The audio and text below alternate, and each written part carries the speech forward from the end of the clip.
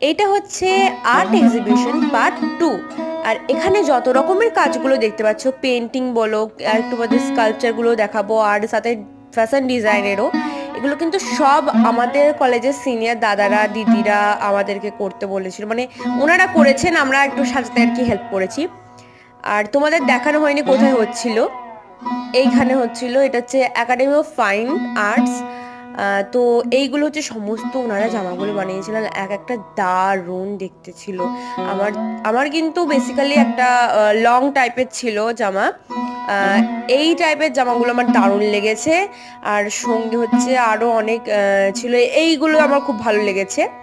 আমার প্রত্যেকটা জিনিস সত্যি খুব দারুণ লেগেছে, কিন্তু একটু হয় না একটা স্পেশাল জিনিস কোনো কিছু একটা ভালো লাগা, তো সেইগুলো আর কি।